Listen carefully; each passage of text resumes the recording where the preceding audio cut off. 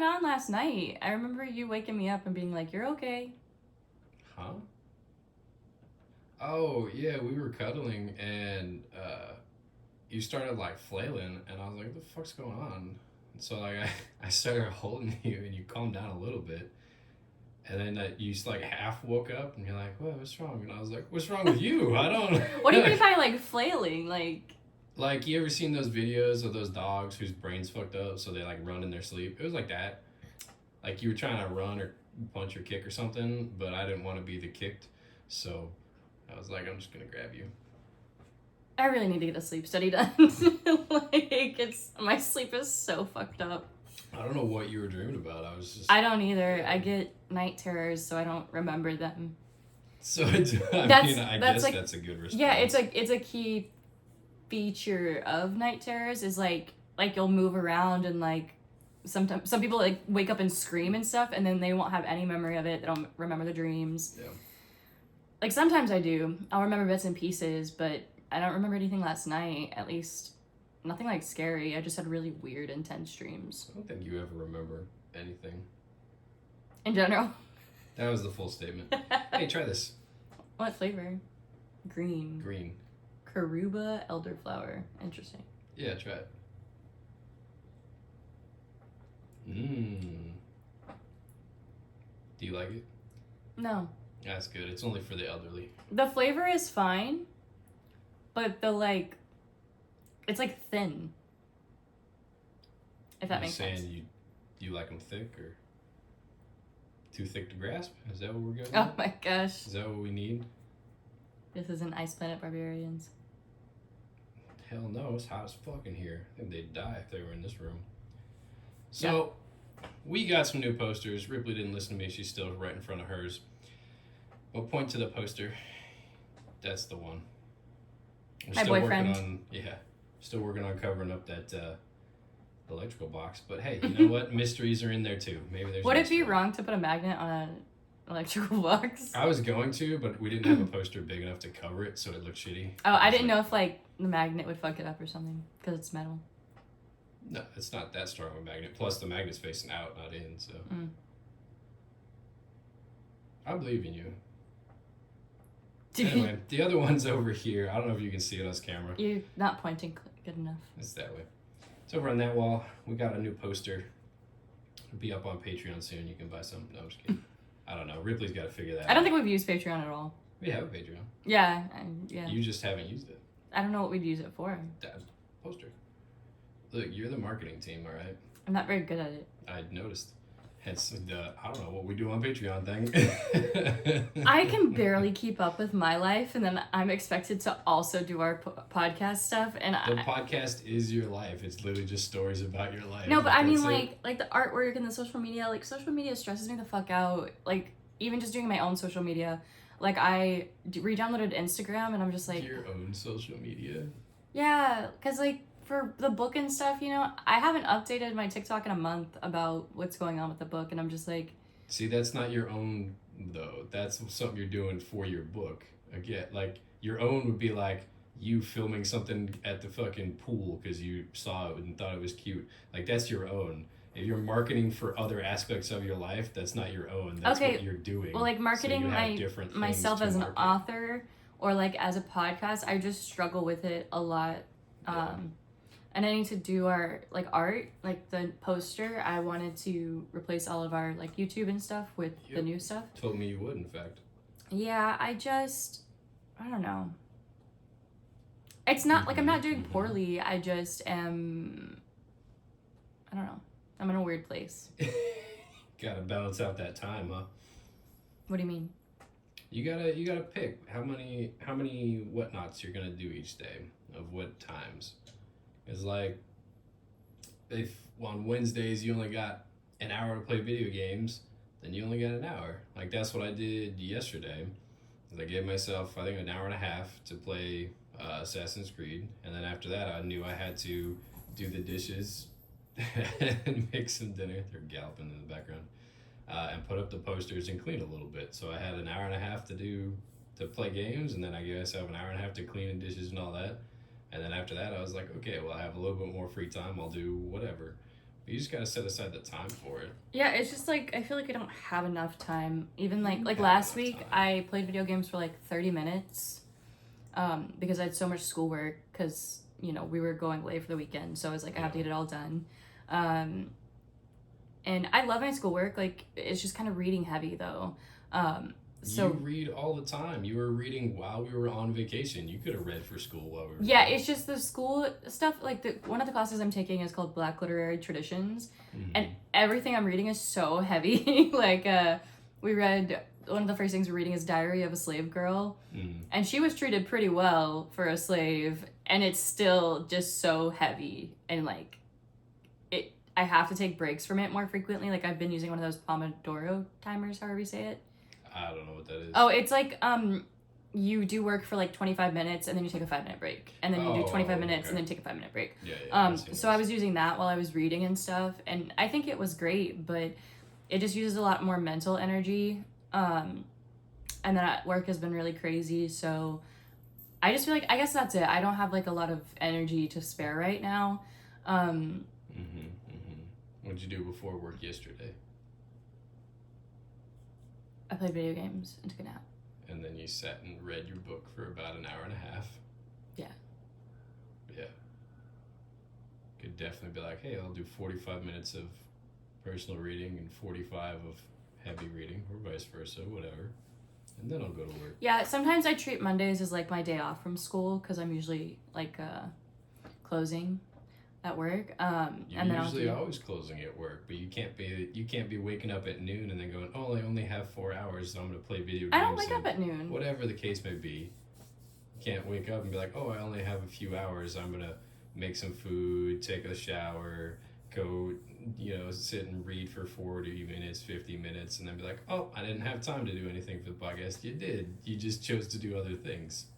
You can choose to take a 10-minute shower instead of a 15-minute shower. You can choose to make a quick lunch and not sit on the floor on your phone instead of actually eating the full lunch. Because I've seen you take forever to eat lunches. It's crazy. Like you wake up, shower, and then you're eating ramen for like 30 minutes. And I'm like, well, that's a whole hour and a half of just getting from the bed to the couch and nothing's been done other than really a shower. Yeah, I think it's just because I'm burnt out. Like I really do feel burnt out, and it's like everything just feels like it's so much. I'm not gonna cry. Why am I crying? Okay. I feel as though you're placing too much stress on your book and the podcast as things that need to get done as like a chore instead of just like, hey, these are fun things to do. That's what my therapist says. We're not making money on the podcast. No, we're not.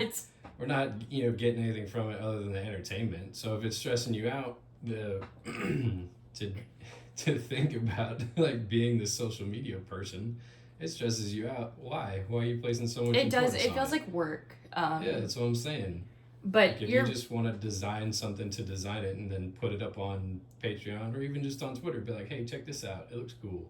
We don't use Twitter anymore. Whatever. I don't know why you got to correct my examples. All right? They're examples. It's Blue Sky. They're examples. It's also not called Twitter. I don't give a fuck. I'll dead name it. And like, you're right though, because my therapist has said that. You're placing a lot of stress on things because you're not looking at them as hobbies. You're looking at them as extra jobs to do. Yeah. I say the same thing. Like I'll tell my therapist, I'm like, I have to finish my book, and she's like, no, you get to finish your book. And I'm like, I would like you to finish the book because I've been ready to format for like a year since you asked me to be ready. Shut the fuck up. But it's true. We were on vacation last July, June or July of 2024. And you asked me, you're like, hey, can you look into formatting? Because the book's almost done. And I was like, yeah, what do you need me to do? And you're like, I just need to know how to format so that when it's done, we can put it all in there and then get it to publishing. I was like, sure. And I spent like 2 days looking up resources and taking notes and watching like guides and how-tos. And then I was like, all right, I'm ready. And you're like, sounds good. And I still haven't used any of that knowledge that you had me look up. I didn't think I would take this long either. So I have it. I mean, we'll get there. I really just gotta finish the editing. I know exactly what I need to do and work on and like add, and I'm just, like I said, I'm just feeling burnt out. Like, yeah. Well, burn us into the intro, if you don't mind. What if I do? All right, I'll do it. Hi there, this is Mindless Prattle. My name is Ripley. That one over there is Jordan. We talk to you about anything and everything, usually gaming, science, and weird shit. And we're back today. Hi. It's episode 108. Dang. Today is April 7th?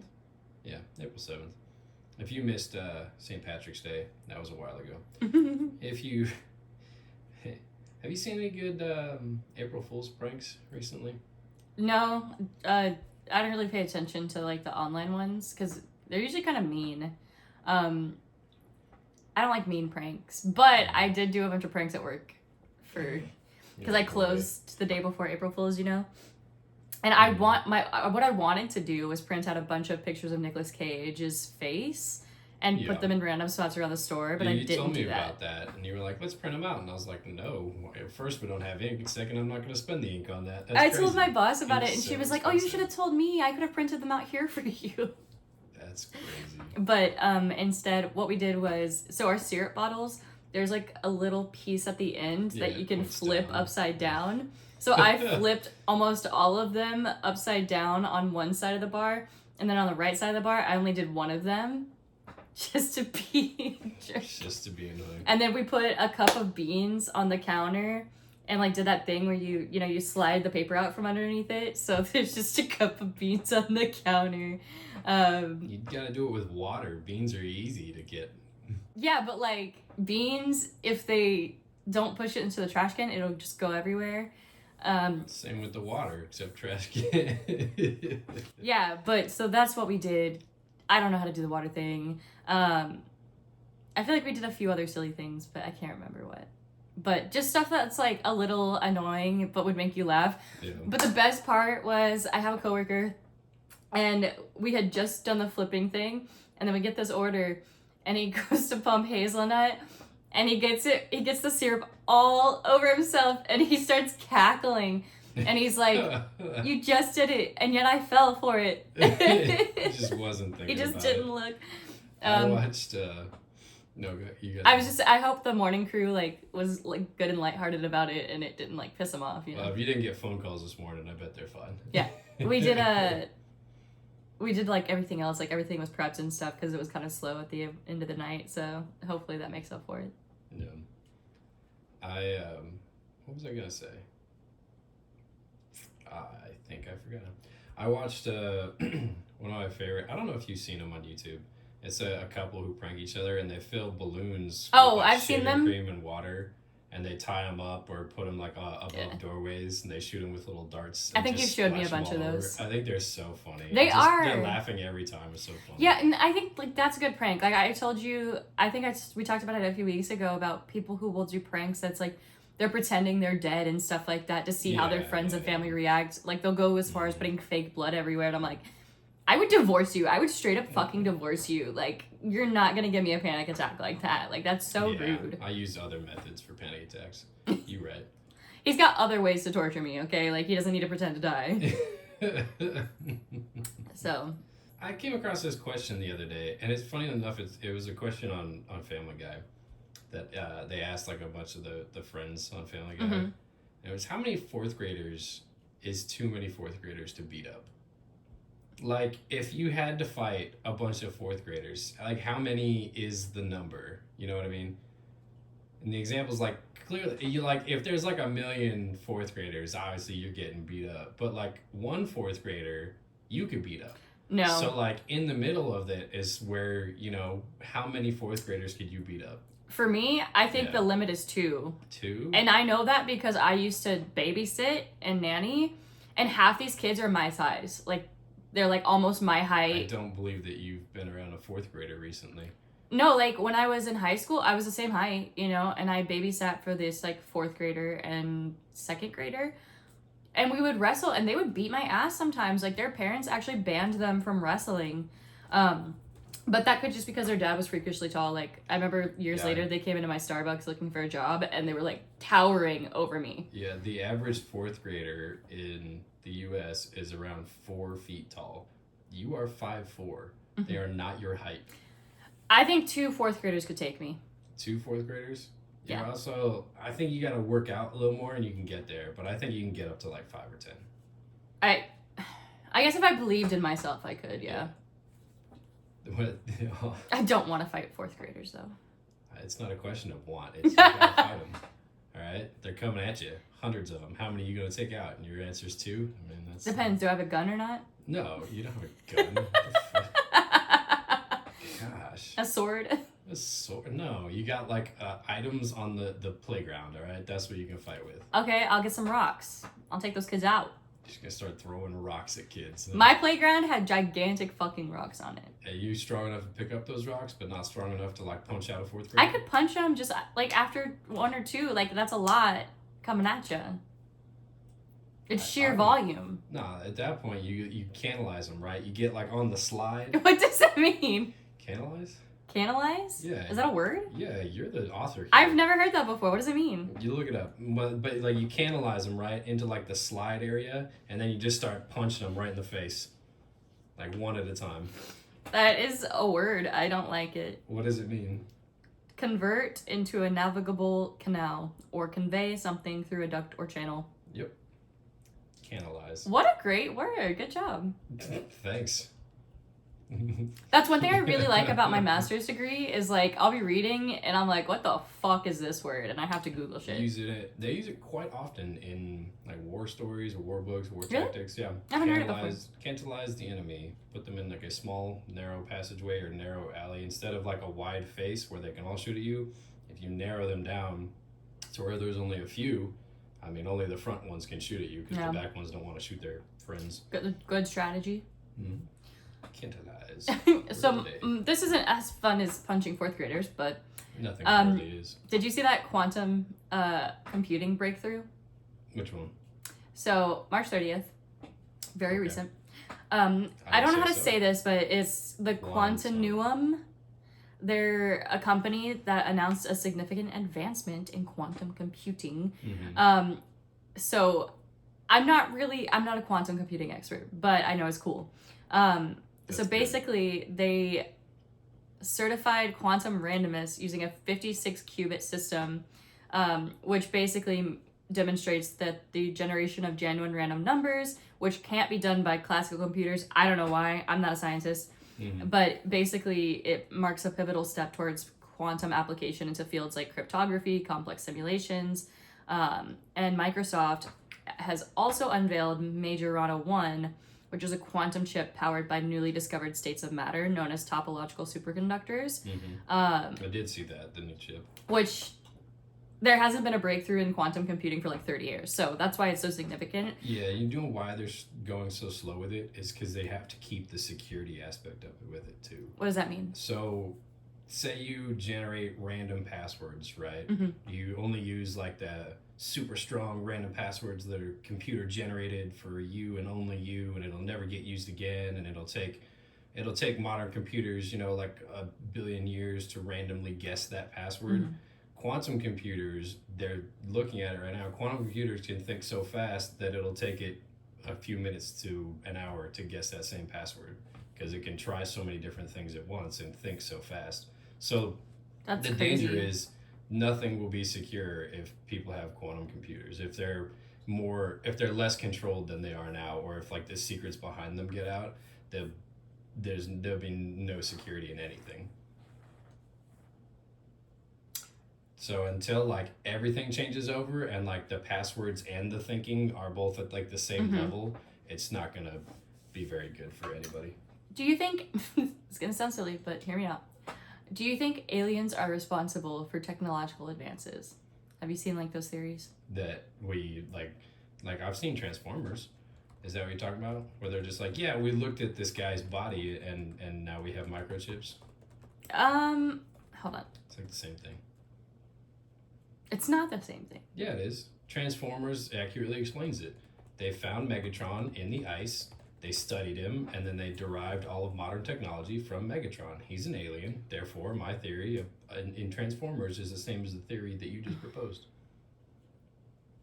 So I'm more thinking along the lines of like people think that like we've captured and keep aliens somewhere and that they provide us with their own technology. And that's why we like have experienced like technological leaps at certain points of time in history. Like, oh, we couldn't figure out how to get like certain gigabytes or go from like 8-bit, 16-bit, 64-bit to all these different things and store more information on chips. And then suddenly like we have these breakthroughs. But I don't know if that's just because it appears sudden to the public, you know, like a lot of times it's years. Because it's because it's the same thing we were talking about the other day, like the video game cycle. Is from the public's eye, a new video game gets pushed out, say Call of Duty. You get a new Call of Duty each year. So in the public's eye, it takes a year to make Call of Duty. But that's not true. Behind the scenes, a Call of Duty is being worked on for 3, 4, sometimes 5+ years. But it's just being worked on by different teams that are overlapping each other. So there's a team working for 5 years and there's another team working for 5 years, but the end dates are a year apart. So when one game gets pushed out, there's a year left on that second team. So like multiple teams, it's not like there's one scientist who's like working on everything. There's multiple teams everywhere that are working on things, different breakthroughs for different fields, like robotics or engineering or, you know, microchips or quantum computing. Like there's different teams that are working on this, and they've been working on all these different things for years. And then when they have a breakthrough, you're like, oh my gosh, it's so sudden. It's like, no, you just haven't been reading their documentation for the past 6 years of what research they've been doing. All you want is the end result of, hey, we found out how to make a woolly mouse. Like, that's it.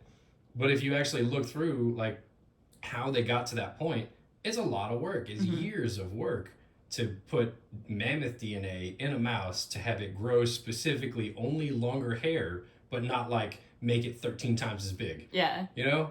Like, it's very specific what they've done and what they're trying to achieve and how long they've taken. So I don't believe that aliens played a part in it. I do believe that there are a lot of unknowns about, like, ancient life on Earth and, like, how things were done. But I don't believe that it plays a major factor of, like, oh, we've discovered how the Egyptians moved sandstone blocks and now we can fly to the moon and back in 10 seconds. Also, I think, like, trying to use aliens as, like, an excuse for certain things is just a way of sanitizing history. Like with that, like, oh, how did people do this back in ancient times and cut these things so perfectly? And it's like, well, first of all, they still had math. Like, ancient people weren't stupid, you know, like, they still understood a lot of math and science. It's just different than our understanding today. But also, they used slavery. How did they move these giant rocks around? They had people dragging them. There's actually not a lot of evidence to suggest that the Egyptians or most civilizations that built pyramids used slaves to build them. Really? It's not mentioned in most hieroglyphics anywhere about slavery.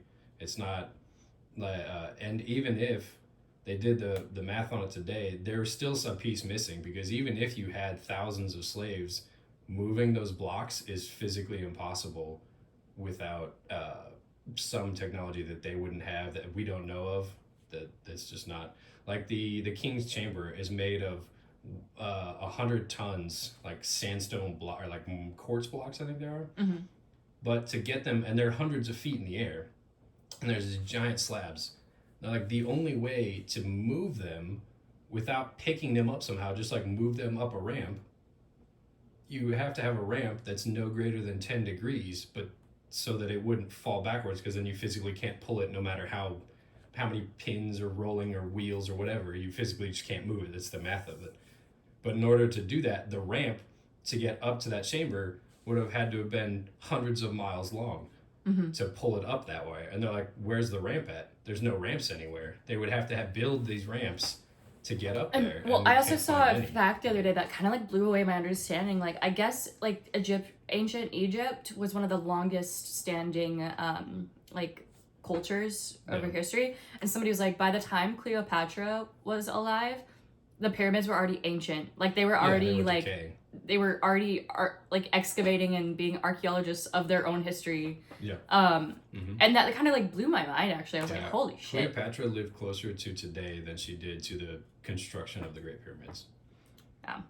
It just, like, stuff like that makes me think. I do think aliens have probably visited Earth, but they're probably like, you guys stay over there. Maybe. Like, don't come near us. Also, speaking of science-y alien universe stuff, you seen that black hole thing that just came out? No. Is it dark and scary? Well, they think that our universe exists inside of a black hole. That's fun. Due to the scientific breakthrough they have. But basically, So the ideas behind this, they say when matter falls into a black hole, it's thought to be crushed into like a singularity. Right. But some people think that instead of that, they could transition to a new expanding universe, which Interstellar kind of has this like same idea, right? Not particularly. After he goes into the black hole is the only thing that's not really like scientifically accurate in that movie. Just because they don't know what happens, or well, they do. They have studied black holes. Every ounce of matter that goes into a black hole comes out of the black hole. It's just like compressed so much that it's destroyed, except without the matter being destroyed, right? Because it's one of our basic laws of physics is matter is not destroyed or created. It's just transformed in some way. Things that go into a black hole come out of a black hole. It's not like they're just gone. Well, and they're saying like part of the reason like we might not ever be able to prove certain things is because like, you know, you can't come back from it. So even if you could come out on the other end of a black hole, you can't come back to tell us like, oh hey, I didn't get crushed. That's part of what they were talking about, and as the theory in Interstellar is when he goes into the black hole, he uses that higher dimension, that tesseract, that's the interactable world of his daughter's bedroom, as the go-between to get information out of the black hole, and then it just kind of wraps up nicely by him being spit out near Saturn. But like, it really, you know, there's part of why from the outside a black hole appears to have an event horizon, you know, something from which we can't escape. And then on the inside, the event horizon could behave like the boundary of our observable universe. The conditions of a black hole are similar to those at the beginning of the Big Bang in theory: extreme density, temperature, and gravity. Yeah.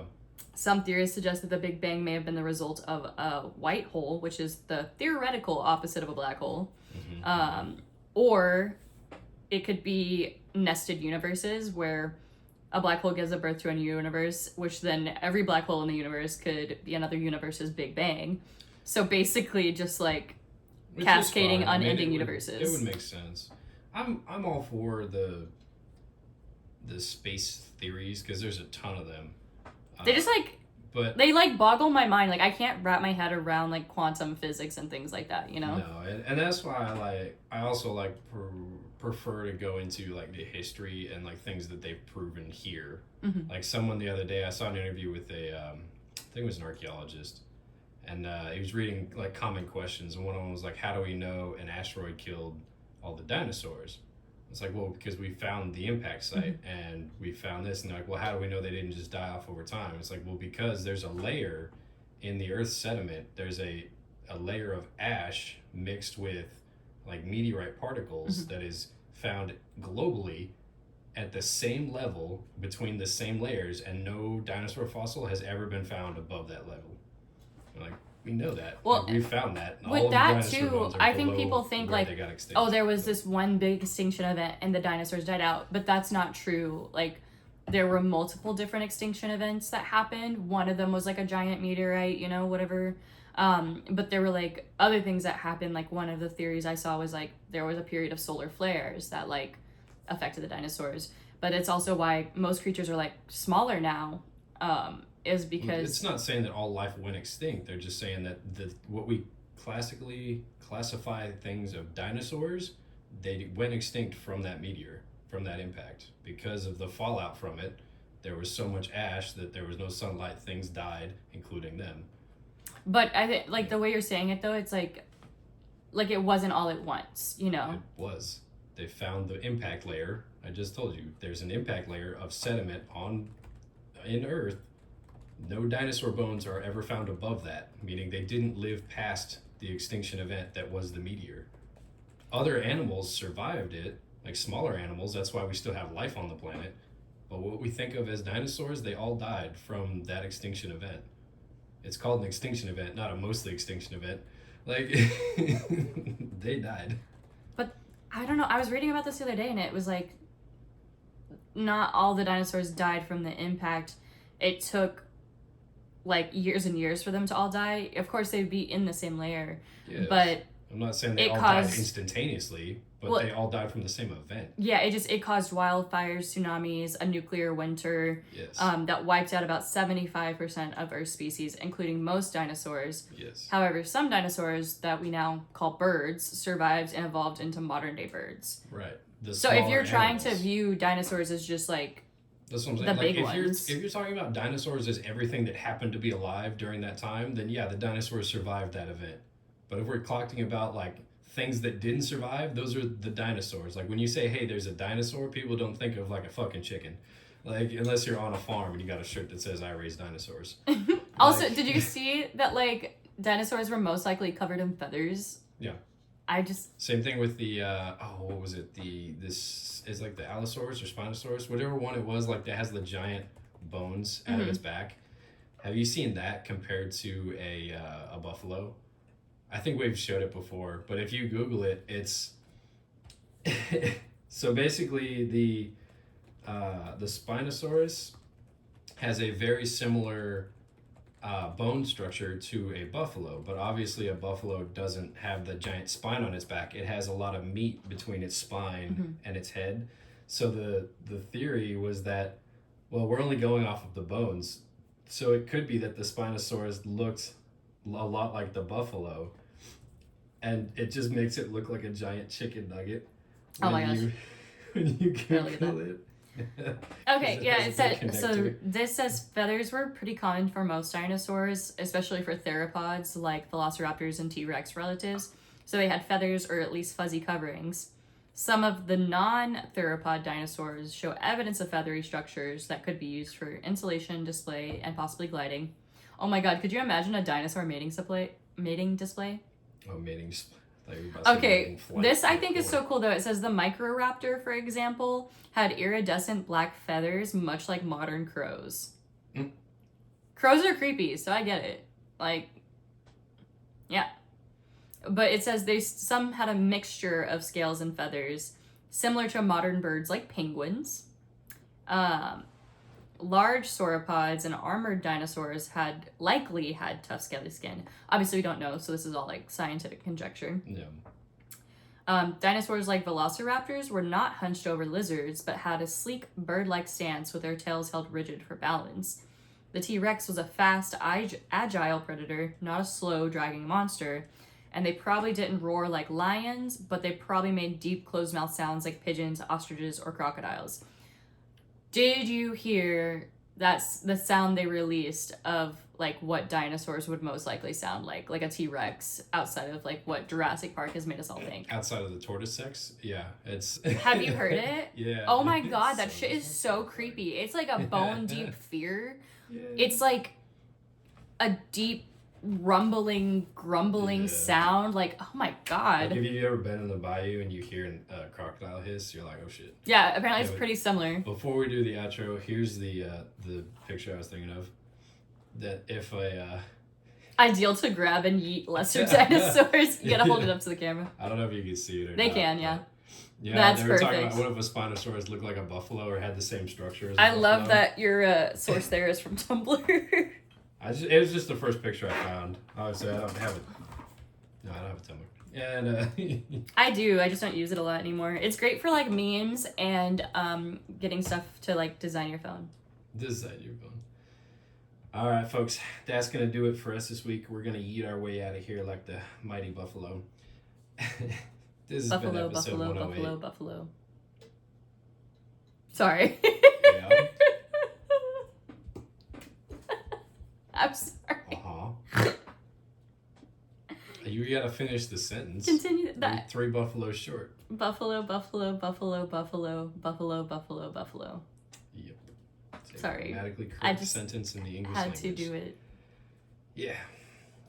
All right. This is... Yeah. All right, we'll see you next week. This has been an episode of Mindless Prattle. Goodbye.